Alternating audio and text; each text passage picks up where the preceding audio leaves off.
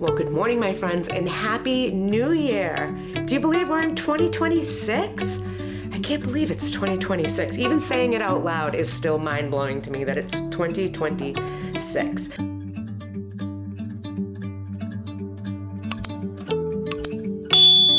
I hope everybody had an amazing holiday, and I hope everybody is ready for an amazing year ahead of them, because I know it's going to mean great things for all of us. There are a lot of new faces here to this channel, and I'm glad you guys are part of this amazing community of incredible people. It's a great place to be. We're happy to have you. I hope you enjoy everything that's coming our way for 2026, because let me tell you, it's going to be a very busy year. I don't just do furniture, as you know, but that is my primary focus. But we're gonna figure some other things in there as well and really have some fun in 2026. But more importantly, I'm gonna get things done. Today is not going to be one of those super productive days though in the world of furniture. I woke up this morning to snow, which I truly wasn't expected. I somehow completely missed that memo. No clue that it was snowing, and I actually intended to go into my storage and pull out a couple pieces today to bring up into my studio. Not gonna happen. It's snowing really good out there. So instead of wasting a day or even spending it on the couch with a Hallmark movie, I decided we're gonna make it as productive as we can, and I'm gonna dive into a hobby that I have been waiting to start. And I think some of you guys have also been waiting to see this project start. I think today's the perfect day to start the Dollhouse Diaries and actually get some work done on this piece. I'm kind of glad I didn't start it when I intended to, because initially this was gonna kind of be like a practical magic Halloween witch's house, if you will. But the more I sat on this project and actually thought about the dollhouse itself, the more I realized I kind of really want to make a Christmas dollhouse. I want a place where 365 days a year, it is nothing but Christmas. Christmas trees, tiny paper chains, twinkle lights, you name it. That is now the direction I'm gonna take this dollhouse in. And before I can change my mind, we're gonna get it going. I think today what we're gonna start is the porch. I want to add a porch to this. I kind of have a slight idea about how to go about it. I don't know if it's going to work or not, but I'm willing to try it and see if I can do this. So let me clear off some space and we can get this project underway.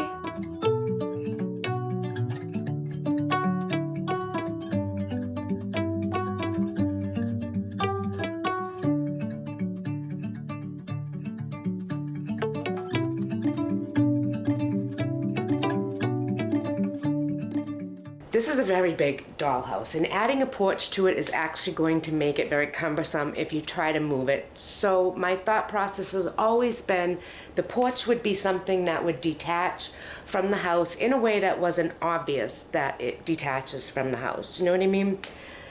Not quite sure what that looks like for the attaching part of it. This is what I came up with for the size of the porch. Once I had the size figured out, I just used a pencil and I traced the exact outline of the dollhouse. I actually picked up some 1/2-inch plywood. I think this will be a good size anyways. The reason I chose the 1/2-inch is because that actually lines up with the interior floor, and I wanted to keep everything as level as I possibly could. It worked out really good. This is not pine. This is in fact 1/2-inch blonde wood. I did go with a much better wood. I love the look of it. We're gonna get this paper out and we're gonna cut this.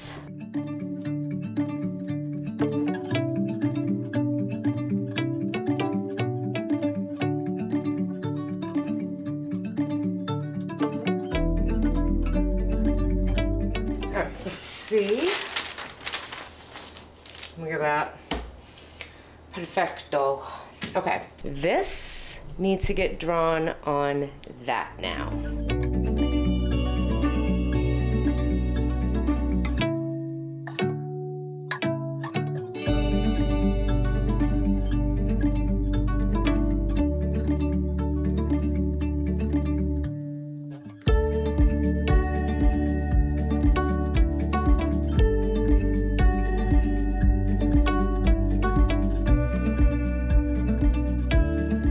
Once I had the base cut out to the exact dimensions, it was time to make a second cut for the roof. This one would be the exact same pattern, but instead of having that bump in where the door is, it would just be flat across, so this one was much easier to do. All right, we've got the top and we've got the bottom done. Right now, what I need to do is cut the porch posts, and I'm gonna make them 10.5 inches high. What I'm going to do is tape these all together, mark it with a straight edge, and make my cut that way so they are all even.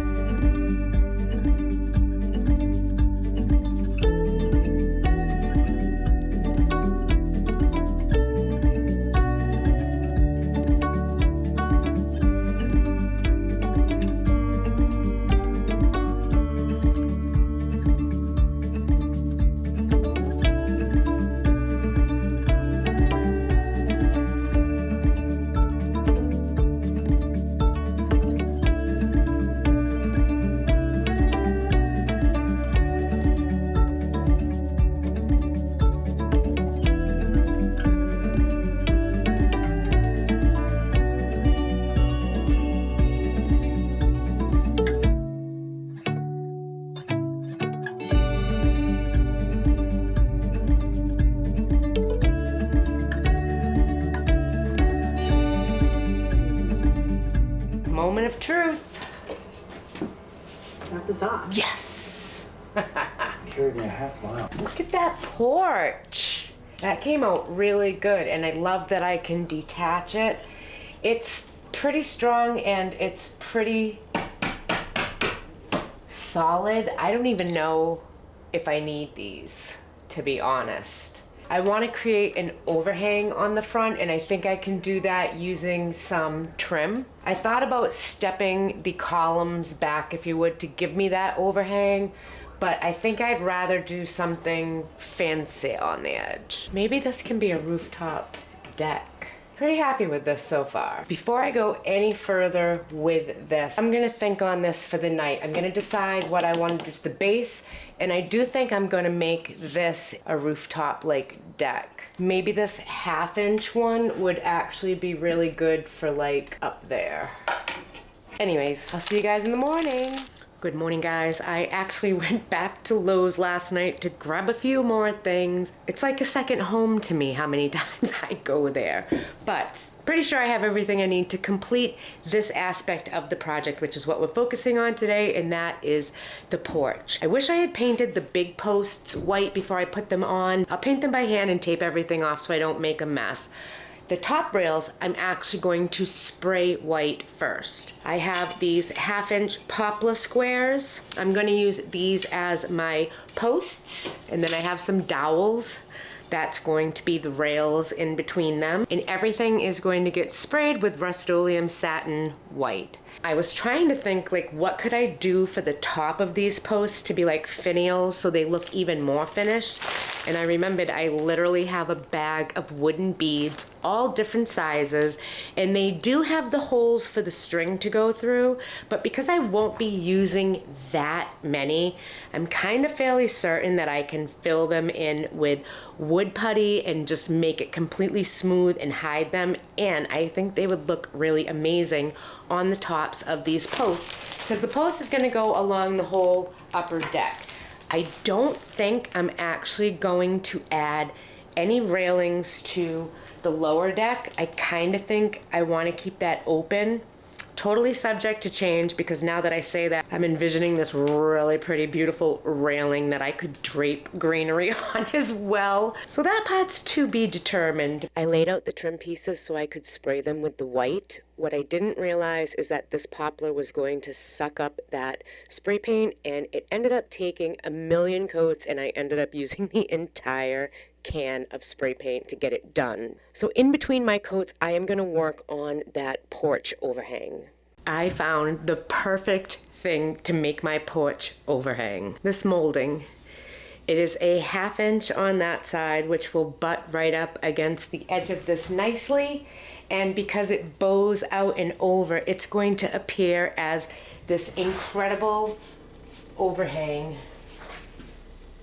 on my piece, and I actually really love this. going to start by taking my measurements, and then I'm going to cut my pieces out. That's going to include getting the miter in on those so they will meet nicely.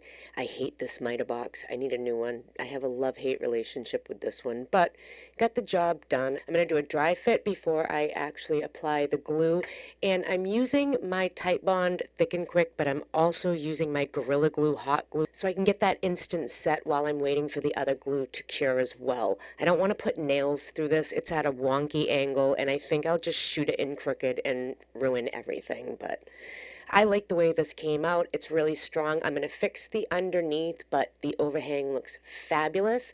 To finish it off today, I am just going to fill in all of the gaps with some wood putty. I love this wood putty. It's Minwax wood putty, and it is so stainable and looks so good in the end. One of my favorites to use.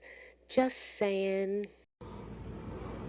Oh, good morning, guys. Since I've been on my GLP-1 adventure, I have been a lot more intentional about what I put in my body, especially on those long studio days when I'm sanding, painting, priming, and forgetting what meal I'm on. So when EarthChimp reached out to me, I was very excited to try their vanilla vegan protein powder. It's plant-based, organic, and actually tastes pretty good. Each serving is packed with 27% protein, which is huge for me on those marathon studio days. And it's loaded with probiotics, so it's not just fueling my body, it's supporting my gut health too. No artificial sweeteners or sugars, no weird aftertaste, and no weird mystery ingredients. Just whole food goodness that keeps me going, whether I'm working on a vintage dresser or redesigning a space in my home. And because I'm a New England girl, this part means a lot. A portion of all of EarthChimp's proceeds go directly to cleaning up our oceans. So every smoothie, every shake, every scoop is doing a little something for the oceans we all love. This is so good. It straight up tastes like vanilla cake batter to me.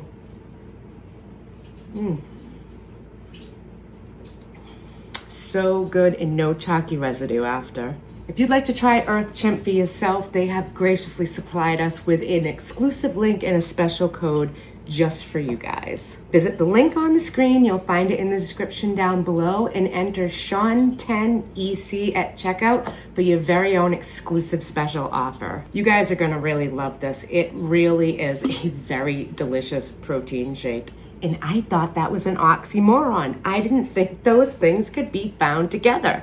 Boy, was I wrong. Thank you, EarthChimp, for an actually flavorful protein shake, and thank you for sponsoring this portion of today's video. Well, now I've got to get ready for my very busy day in the studio. Good thing I've got EarthChimp. Good morning, guys. The filler has dried and needs to be sanded, but before I do that, I actually want to cut the posts for the top deck. I'm thinking 3 inches is a very good height. I put the doll there. I actually measured up to the doll so I could just kind of gauge the visual. I wanted to make sure it kind of looked right. And then I busted out this adorable and almost useless Tik Tok made me buy it saw. It is perfect for doing dollhouse trim and stuff, but it really isn't powerful. I mean, I'm talking it bogged down and stopped. I had to keep going down through it. If it's a very thin, flimsy piece, it'll go through it like nothing. But these 1/2-inch poplar pieces, it was a little bit more trying to get it through there. But it really was helpful. It was worth it, and I don't actually regret being suckered into buying it. For the rail holes, I actually decided to use a Post-it and make a template. I want them to be in the same spots, and I'm not gonna lie, a couple of them went wonky, and I really don't know what happened, but they are a little bit off. Before I assemble the post and rails together, I want to smooth out all of the wood filler that I added in. I'm just gonna use a 220 by hand to lightly sand that and even it out. Next up on my craptastic little saw is cutting the dowels. Now I decided on 4 inches for the dowels. That will give me a little bit of play so I can figure out the spacing on the top. But when I did the preliminary measurements, I think the 4 inches was the closest I could get to even spacing and something that looked good. And all jokes aside, I mean, this is a crappy little non-powerful saw, but man, does it work really good for little projects like this when I don't want to bust out a big saw or make a huge mess. I did a dry run fitting these pieces together so that I could physically see the spacing on the piece itself, and once I had them where I wanted them to be, I took the pieces off, gave them a little hand sanding, and then used my Gorilla hot glue. This stuff really works good, and it's perfect for this railing, and I'm going to attach all the pieces just like this.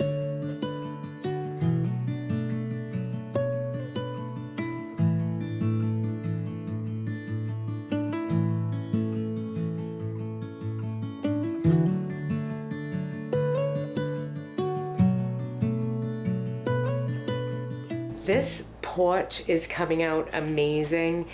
I was hoping it was going to come out good, but this actually really worked and came out much better than I thought it was going to.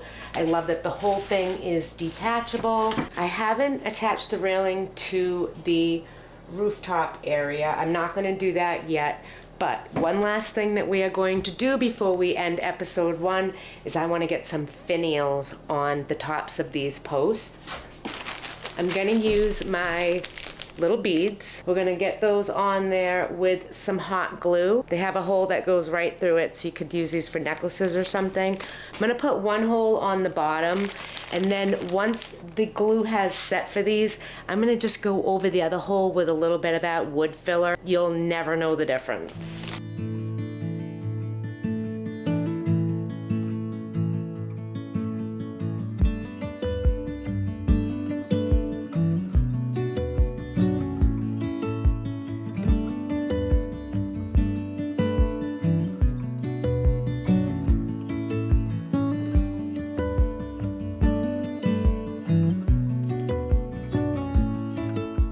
Well guys, I really am happy with how this porch came out. We are not going to put the finishing touches on it. That is going to wait until we get to the outside of the building. And I think this is a great spot to end episode 1. I don't know what we're going to do next on the dollhouse, but it's going to be equally as fabulous. I can promise you that.